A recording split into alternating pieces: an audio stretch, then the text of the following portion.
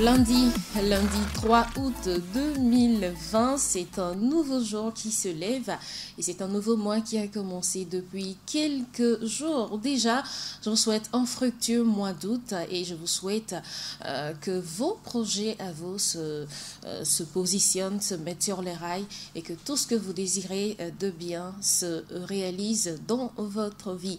Voilà, c'est des vœux pour ce nouveau mois d'août. Le célibat, qu'est-ce que c'est? Pourquoi est-ce qu'on n'a pas le droit d'être célibataire? On va en parler tout au long de cette semaine. Ce sera le débat de la semaine. Le thème de la semaine porte donc sur le célibat et c'est de ça que nous allons parler tout au long de cette semaine. Merci de choisir les ondes de la web radio Jenna pour la balade matinale. Premier numéro de cette semaine. Moi, c'est Joanita Blavotry. Et bien évidemment, je ne serai pas seule dans cette émission. J'ai de charmantes dames qui sont à mes côtés. Je ne vais plus les présenter, vous les connaissez toutes. C'est Madame Claire Quenom que je devrais présenter, mais elle fait partie intégrante maintenant de cette émission, donc elle n'est plus à présenter également. Je vais juste dire bonjour mesdames. Bonjour Janita. Ça va? Très bien. On pète la forme?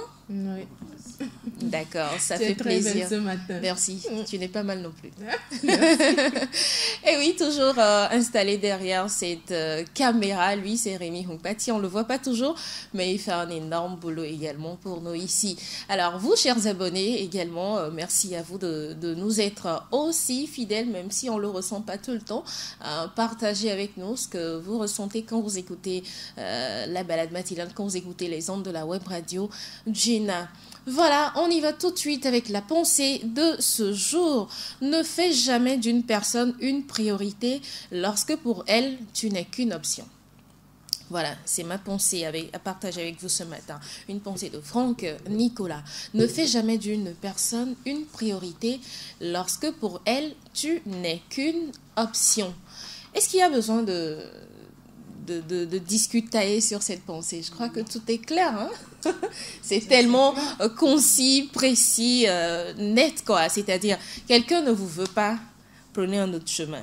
Quand une porte se ferme là, il y a toujours une petite ouverture quelque part. Si ce n'est pas une fenêtre, c'est qu'une autre porte s'ouvre, ou bien créez vous-même cette porte-là. Forcez parfois le destin.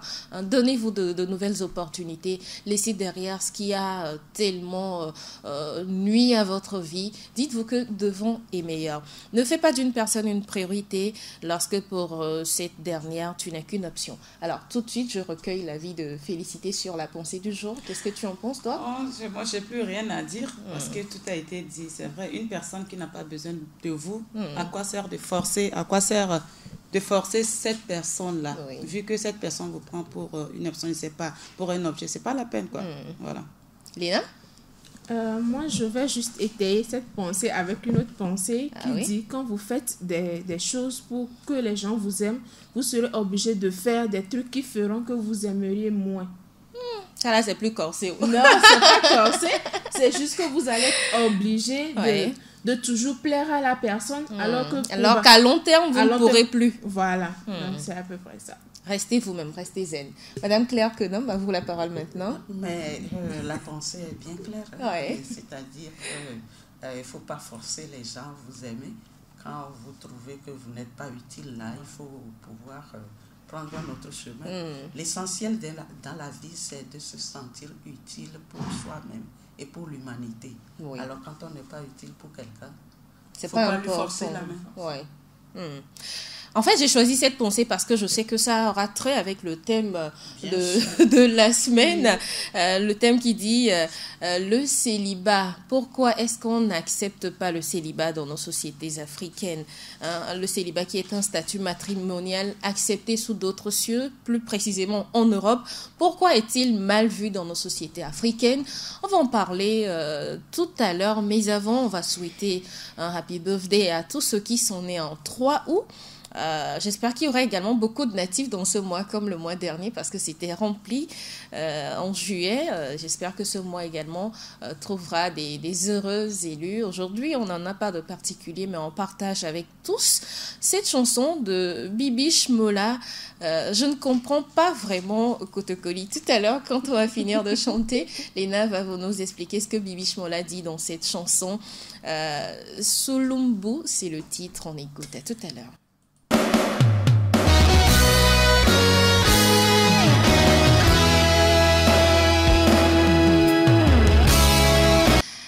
fatigué de porter le poids de tout ce qu'il a comme épreuve dans la vie. Bibi Shmola crie qui va me sauver? Enfin, c'est ce que j'ai pu lire dans la vidéo YouTube. Est-ce que ça résume vraiment ce qu'il dit dans la chanson?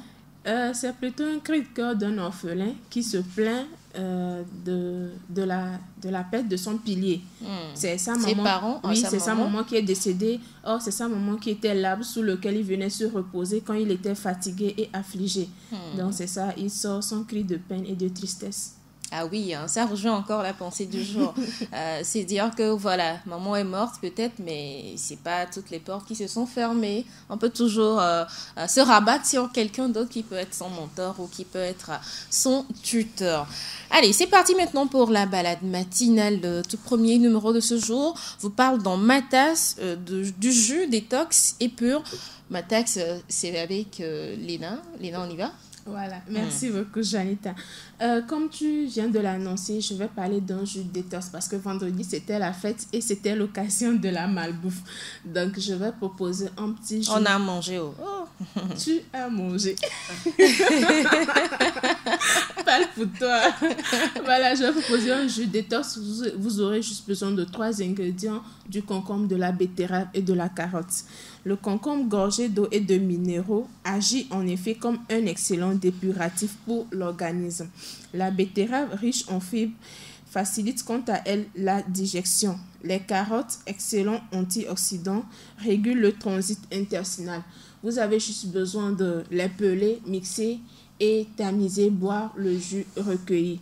Quelques minutes après, vous allez aller au sel.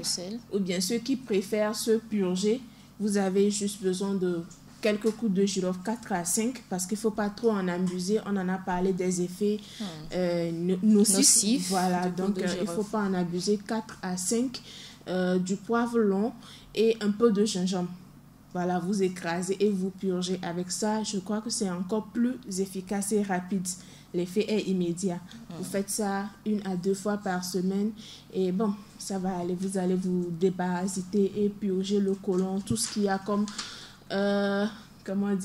stock de graisse et de déchets toxiques et tout ça. Là, vous allez tout sortir. On a pu emmagasiner lors des fêtes. Hein. Ça a été long. Même hier encore, on fêtait.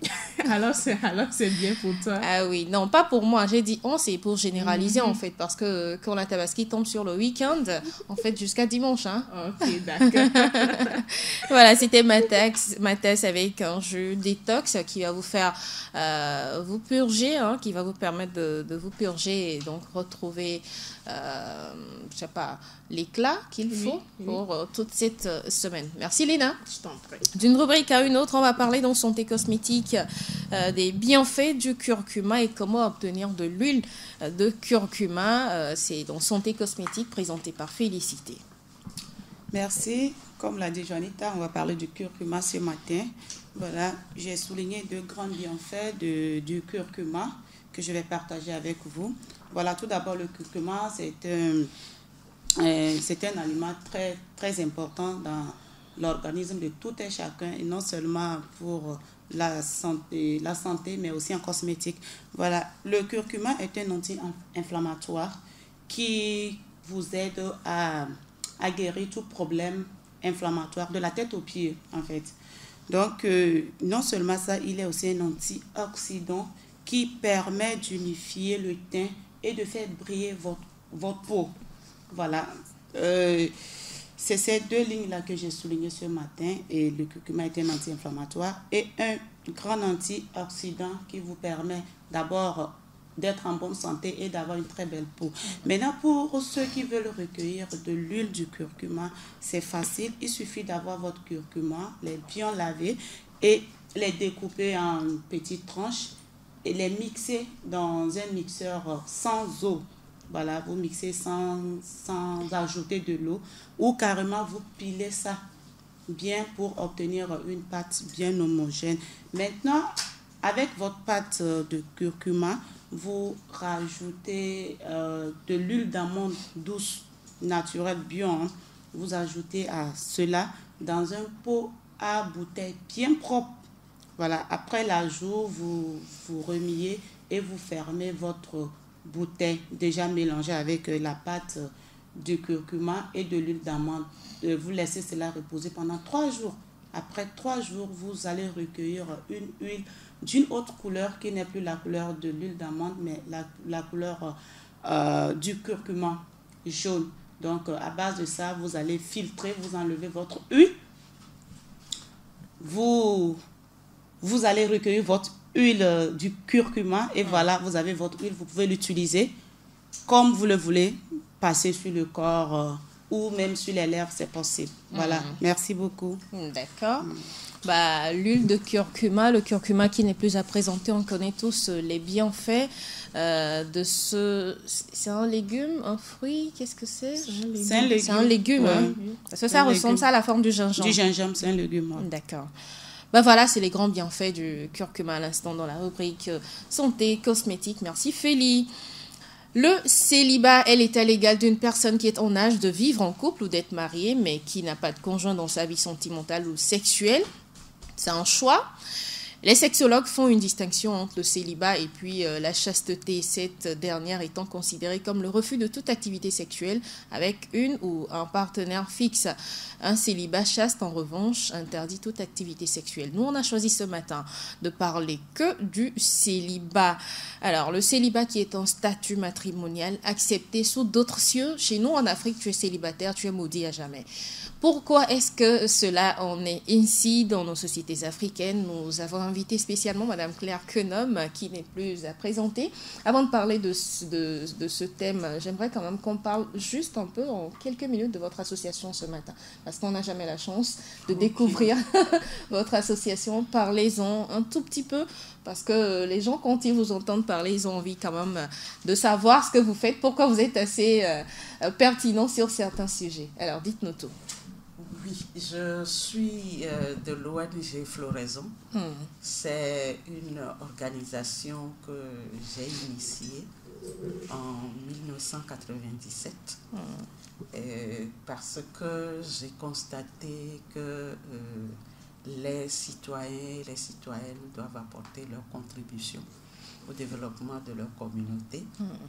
Et ma première motivation, c'est que j'ai étudié la linguistique anglaise, j'ai beaucoup côtoyé les pays anglophones, j'ai déjà des parents au Ghana et j'ai constaté que l'éducation dans les pays anglophones prépare mieux les personnes à être autonomes.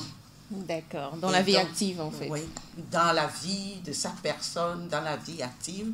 Et donc, l'idée m'est venue quand je suis allée travailler dans l'organisation danoise qui s'appelle Bønfonden et qui est fusionnée à plan international actuellement. Et j'ai constaté que les Danois parrainaient des enfants en Afrique pour leur permettre de se préparer pour l'avenir. Alors je me suis dit, mais pourquoi nous les Africains, nous ne pouvons pas faire quelque chose et qu'il faut seulement attendre que l'Européen, le blanc vienne nous donner un appui. Et c'est comme ça que l'idée est née. Et au fil des années, j'ai constaté aussi qu'il faut se battre pour les femmes. Et Floraison a été créée justement par 7 femmes qui veulent apporter leur contribution au développement des filles et des femmes et de les édifier pour être des personnes actives dans leur communauté. Super. On connaît mieux Floraison maintenant, parce qu'avant, on en parlait juste superficiellement. Aujourd'hui, on sait que Floraison œuvre pour la femme africaine, la fille africaine togolaise en particulier. Et cette association, cette ONG a été créée par Madame Claire Quenom, qui est notre invitée ce matin pour parler du célibat en Afrique. C'est pas autorisé d'être célibataire en Afrique, hein? Plus ou moins. Des fois, à part la force des choses, il y a des célibataires. Mais ils sont tout le temps dotés dans leur famille. Même au boulot, on dit si tu n'es pas marié, on ne te donne pas la promotion. Si tu ne te maries pas, tu n'auras pas ci et ça. C'est un préjugé qu'on a à l'endroit des personnes célibataires. Et ensuite, je pense que dans le monde actuel, on ne doit plus avoir ce préjugé. Et dans le temps, on voyait toujours la femme mariée, mais actuellement, la femme seule peut aussi développer ses potentialités. Et le célibat ne vient pas seulement de chez les Blancs. Il y avait des célibataires en Afrique et au Togo. Il y a des femmes consacrées aux divinités, au culte. Ah oui, les mamisis. Pas seulement les mamisis. Il y a d'autres cultes pour lesquels la femme est là, consacrée, elle ne doit pas se marier, c'est elle qui doit faire certaines cérémonies. Je n'ai pas cette information. Quand on parle de célibat, nous avons l'impression que ce sont des pratiques des Blancs seulement. C'est que nous n'avons pas pris l'habitude ou bien nous n'avons pas fait l'effort de parler de nos réalités, d'informer et de génération en génération de ce qui se passait. Quand on donnait des filles à des cultes donnés, et des fois elle ne se marie pas. Elle doit servir cette divinité-là à vie. Et vous voyez, et si un homme osait toucher, c'était le sacrilège. Vous voyez. Et donc, et chez les Blancs aussi, il y a le célibat consacré, comme le célibat choisi. Le célibat consacré, le célibat choisi, tout ça c'est bien beau, mais c'est sous d'autres cieux, hein, c'est pas en Afrique les filles. Quand on parle de célibataire, vous êtes d'accord qu'une personne, un homme comme une femme, hein, on va pas discriminer, on va pas choisir un sexe, on va en parler en général. Est-ce que l'homme, la femme a le droit de dire ou a le droit de choisir d'être célibataire? Vous, à votre avis? Pour ma part, la vie, c'est un choix. Hein, parce que c'est toi qui vis ton célibat. C'est toi qui sais le pourquoi du comment tu as fait ce choix. Il ne faudrait pas que la société ou bien quelqu'un, quelque part, t'oblige à faire ce que tu n'as pas envie de faire. Il est vrai, tu parlais du côté professionnel de la chose. Dans certaines entreprises, quand tu vas pour faire un dépôt de dossier, on te demande en première si tu es marié, parce qu'ils supposent qu'être marié, c'est être responsable. Être vraiment responsable de ses actes. Voilà, alors que c'est faux, c'est une fausse histoire. C'est pas parce que, c'est un peu comme on dit, c'est pas toutes les personnes âgées qui sont sages. Il y a les idiots aussi qui vieillissent. Donc, excusez-moi. Oui, parce c'est vrai, hein, c'est vrai oui, en plus. C'est vrai, c'est pas parce qu'une personne est en couple que la personne est forcément responsable, non. Bon, il y a plein d'exemples qu'on voit, donc faudrait pas stigmatiser une personne parce que la personne a fait un choix donné. Est-ce qu'on monte du doigt les bonnes sœurs? Non. Alors qu'elles sont célibataires et elles ont choisi ça parce qu'elles ont décidé de suivre un autre chemin. Pourquoi une personne qui n'est pas forcément bonne sœur ou bien qui n'est pas forcément célibataire consacrée doit être mal vue ou bien considérée comme une personne séparatrice ou bien une personne à part entière, c'est pas être jugé, c'est pas normal. Félix, j'ai envie d'orienter la question autrement pour toi. Est-ce que parfois être célibataire en Afrique, au Togo, n'est pas une contrainte par rapport à des situations vécues, soit la famille, soit la société ou même une histoire brisée ou un cœur brisé? Est-ce que parfois c'est pas par la force des choses qu'on choisit d'être célibataire? Moi, je dirais que, à part, comme maman vient de le dire, à part du côté religieux ou bien côté, je sais pas, obligation. Mais à part ça, je pense qu'aujourd'hui, si je vois le monde de célibat, le grand nombre, je pense que c'est pas contrainte, c'est par peut-être ce que la personne a vécu ou bien par, je sais pas, par la société, je vais dire. Si je parle de contrainte, c'est pour dire que aujourd'hui, la déception fait vivre certains célibataires.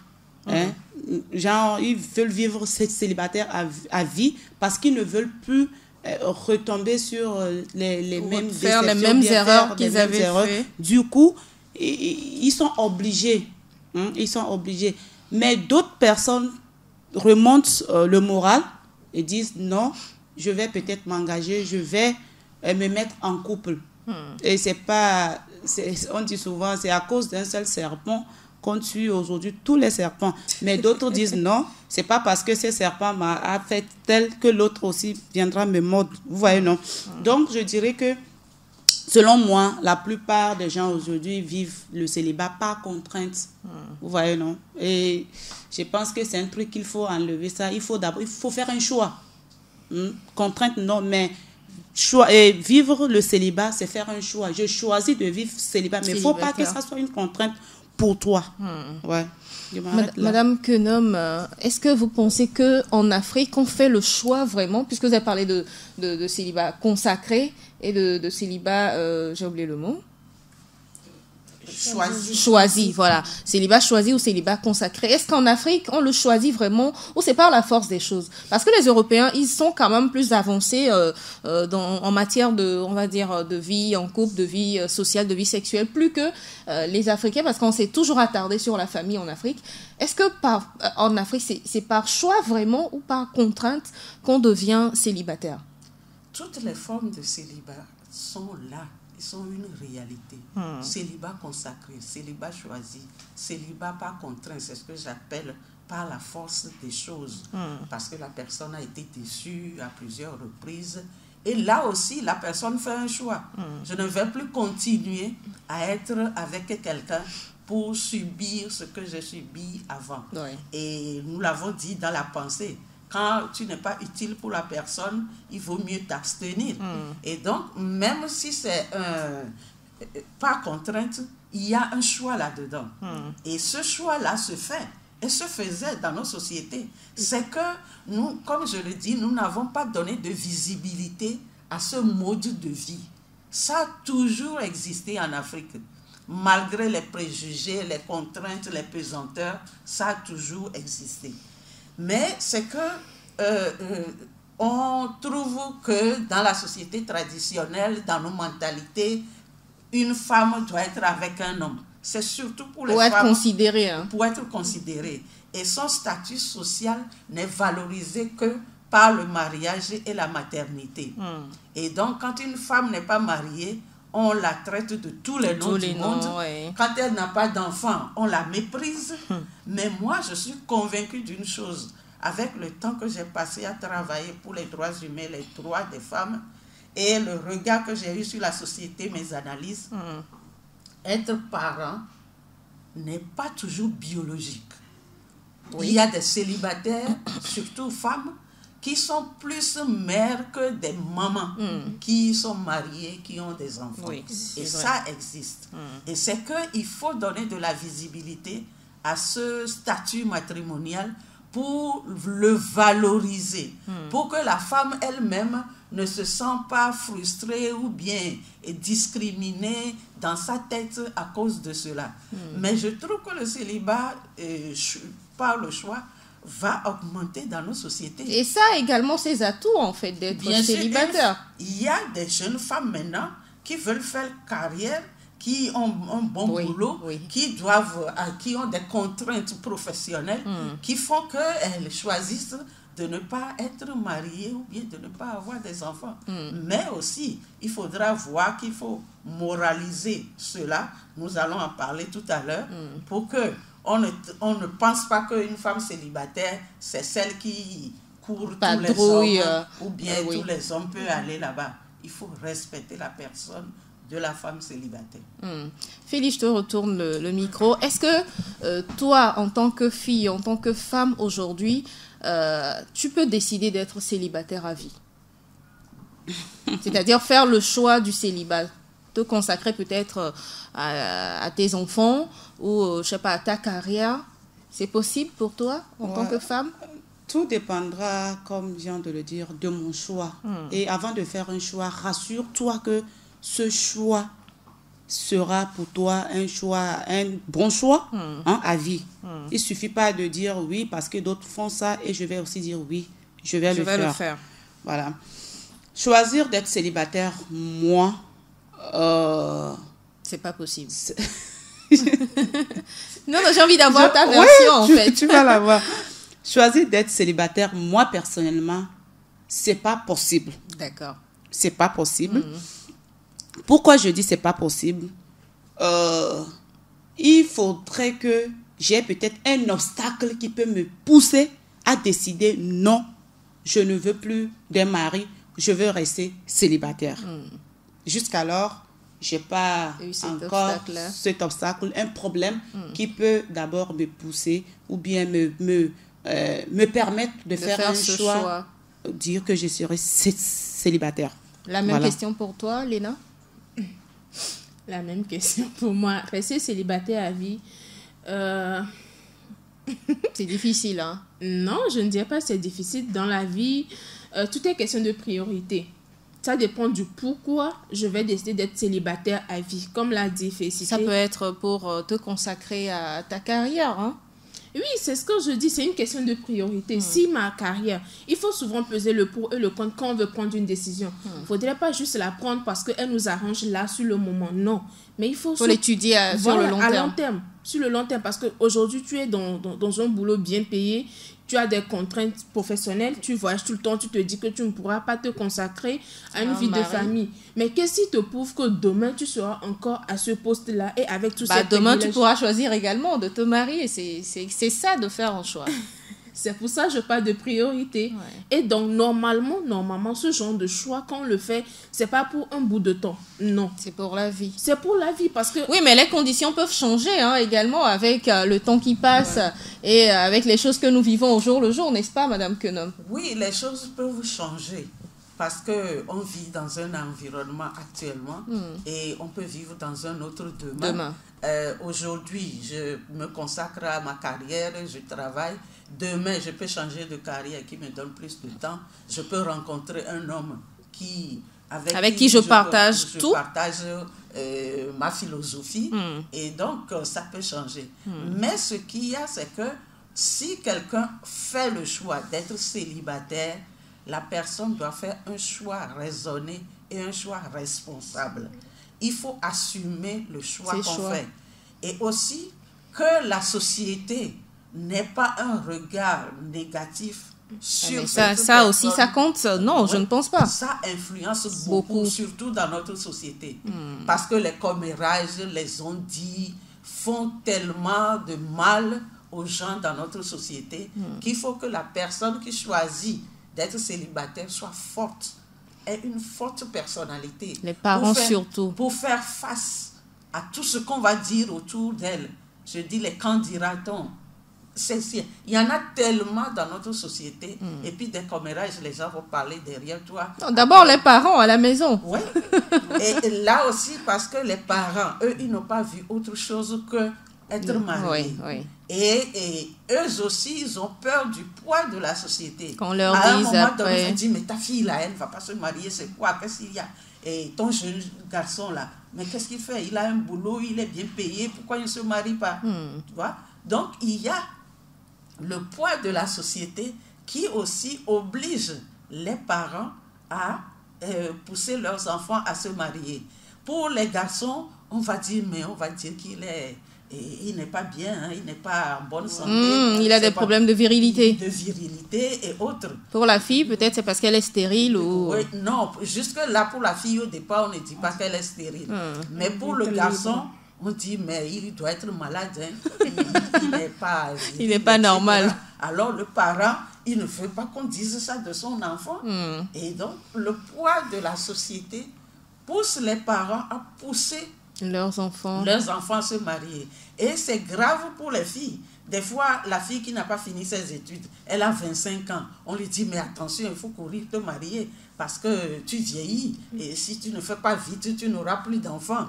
Et puis, mais si tu ne fais pas d'enfants... C'est également ça le véritable obstacle. C'est ça le vrai parce qu'on te dit, tu es femme, il faut procréer. Est-ce que être femme veut dire forcément être mère ou être géniteur? Non. J'ai dit tantôt que être parent, ce n'est pas toujours biologique. Et une femme, ce n'est pas parce qu'elle-même a fait des enfants biologiquement qu'elle est vraiment mère. Oui. Ce qu'on attend d'une mère, d'une maman. Il y a des femmes qui n'ont pas fait d'enfants, mais qui sont plus maternelles que des femmes qui ont fait des enfants. Et puis ensuite, dans la nature humaine, il y a des personnes qui sont stériles de nature. Oui. Et si vous pensez au christianisme, dans la Bible, Jésus a dit même qu'il y a des personnes que Dieu même a créées stériles pour être à son service. Vous voyez? Donc cette personne-là, homme comme femme, vous avez beau la marier, elle n'aura pas d'enfant. Et c'est ça qui fait que des fois même, il y a des contraintes. Vous savez que des fois, les hommes mariés, on leur colle des enfants qui ne sont pas de leurs enfants biologiques. Oui. Vous voyez? Donc cette contrainte sociale n'arrange pas les personnes. Il faut accompagner les personnes à s'accomplir, à faire un choix.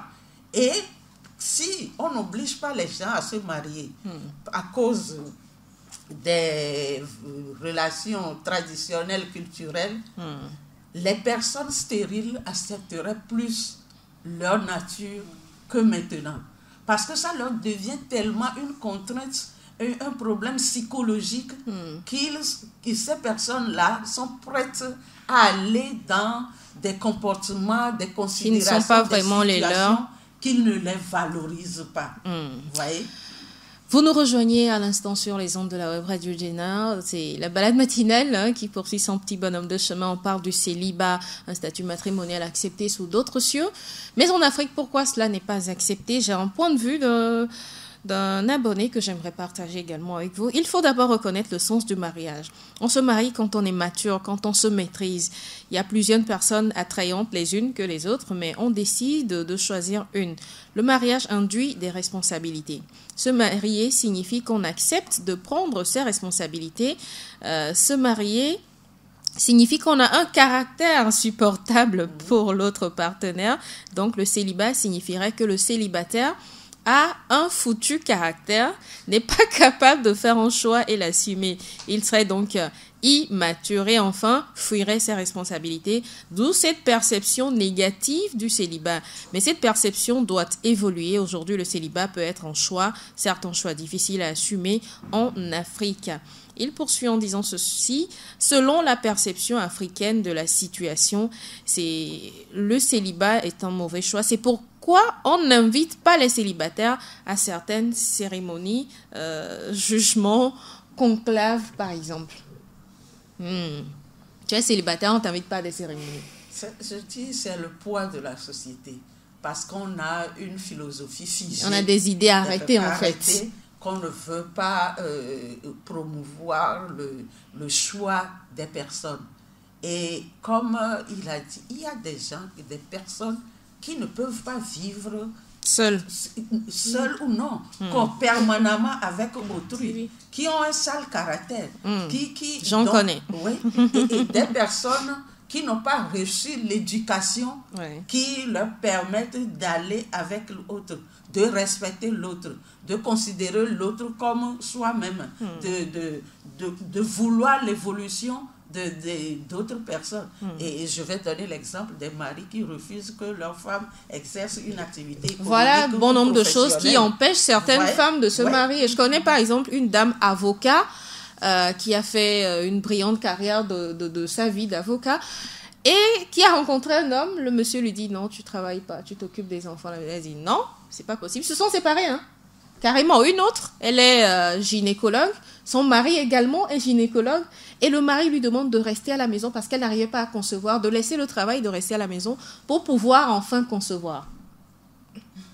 C'est possible ça, de laisser toute une carrière, toute une vie, tout un rêve pour se consacrer au mariage? Oh non. Et puis de toutes les façons, la personne, comme le disait Madame Kenom, n'a pas reçu l'éducation nécessaire. Sinon, pourquoi est-ce que la personne irait demander à sa compagne de laisser tomber sa carrière, sa vie, son essence même? Ce qui lui permet de s'affirmer dans la société. De laisser tomber ça juste pour toi, c'est égoïste et c'est... Je sais pas, je ne veux pas utiliser de mots, non, mais c'est pas possible de demander ça. Pourquoi la personne elle-même n'irait pas abandonner ça pour rester à la maison? Si c'est aussi évident et facile à faire, que la personne fasse le pas. Faudrait pas imposer son choix à une autre personne. Une dernière question pour finir. Aujourd'hui, simplement, est-ce que le célibat chez les hommes est plus accepté que celui des femmes? J'en parle parce que souvent, c'est les femmes qui sont doigtées, Les hommes, on leur dit, bon, il a une copine, même s'il n'est pas marié. Bon, il a au moins quelqu'un, même s'il n'est pas marié.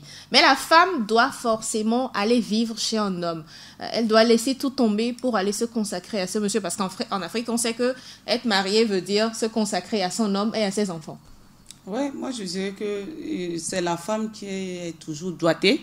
Parce que bon nombre d'hommes aujourd'hui, bon, comme on vient de parler du choix, bon nombre d'hommes disent: ok, je vais juste avoir un enfant. Des enfants, pas plus qu'hier, J'ai eu une discussion avec un ami comme ça et qui me disait, quand je vois une femme célibataire qui entretient très bien ses enfants, ça me plaît, je ferai la même chose. Je vais juste enceinter une femme et elle me fait un enfant, moi j'ai investi l'argent et elle prend soin de l'enfant. Vous voyez, non? La femme, ça veut dire que cette femme également doit choisir cette vie, hein, d'être célibataire et d'avoir juste un enfant. Et moi, je lui ai posé la question, pourquoi il a cette idée? Pourquoi? Il me dit non, il veut être libre, il veut être libre. Libre, c'est-à-dire? Oui. Par contre, la femme serait mal vue, on va dire, voilà, elle a fait un enfant, elle n'a pas eu la chance de se marier, mais lui, il va continuer sa vie, ses aventures et tout ça. La société s'en foutra pas mal de lui, mais la femme, donc moi, je trouve que la femme est toujours doigté. Pourtant, peut-être cette dernière-là qu'il va enceinter va pas aimer ça. Il y en a même qui repoussent l'échéance d'avoir un enfant jusqu'à accomplir tout ce qu'ils ont à accomplir dans la vie avant peut-être d'avoir juste un enfant et pas se marier. C'est également un choix, non? Oui, tout est question de choix. Et quand on choisit, il faut l'assumer. Moi, je ne vais pas me mettre à juger qui que ce soit. On choisit, on l'assume, on sait le pourquoi on a fait le choix. Donc, le reste, ça ne compte pas. L'essentiel, c'est ce qu'on ressent, c'est être bien avec le choix qu'on a fait. La vie des autres n'est que, facultatif. Madame Kenom? Oui, le choix doit être raisonné, responsable. Et puis, on ne vit pas pour l'autre. On vit pour soi d'abord. Il faut être épanoui. Et quand on est épanoui, on apporte quelque chose à la société. Mais je trouve que la société est très sévère pour les femmes. La société permet beaucoup de choses aux hommes. Un homme peut choisir d'être célibataire. Est-ce que ce n'est pas nous-mêmes qui permettons ça? Moi, je me dis, c'est nous-mêmes qui laissons faire. Hein? C'est la société. C'est comme ça qu'on nous a socialisés. C'est comme ça qu'on nous a éduqués. C'est entré dans notre subconscient. C'est ça l'image que la société projette. C'est ça le modèle qu'on a toujours montré depuis notre bas âge. Alors, nous grandissons dans cela et ça nous suit. Et donc, je peux dire aussi que si les femmes veulent que la société change, la société va changer. Parce que les femmes doivent pouvoir faire leur choix. Elles ont un pouvoir de décision. Pouvoir de décision. Et ça va à des responsabilités. Parce que on éduque les filles à leur dire qu'elles peuvent ne pas faire de longues études, elles peuvent ne pas avoir d'activité professionnelle, il suffit qu'elles soient mariées, qu'un homme va les entretenir. Alors, si tu choisis d'être célibataire, il faut savoir que tu dois travailler.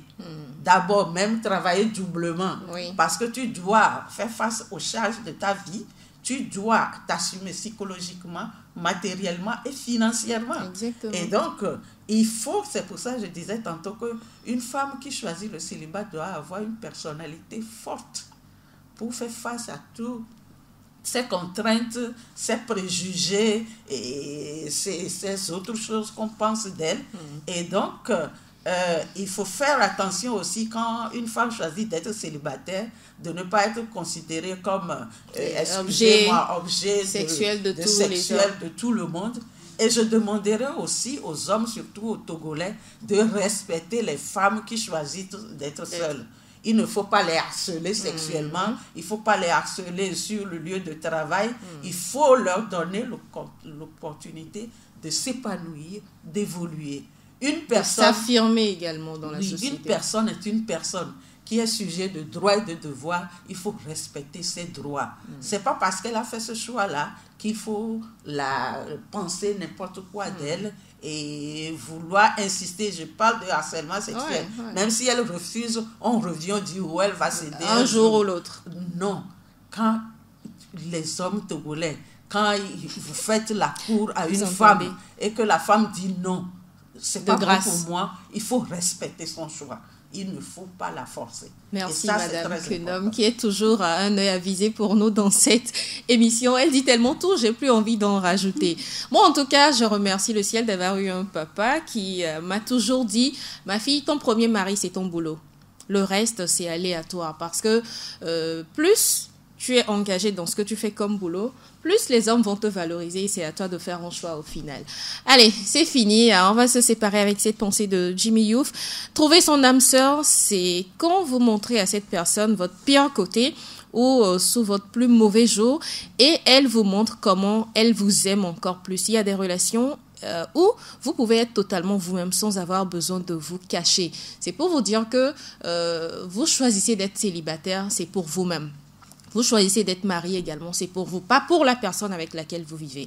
Merci d'avoir choisi de partager ces moments de la balade matinale avec vous. Merci mesdames d'avoir accepté jouer le jeu ce matin encore.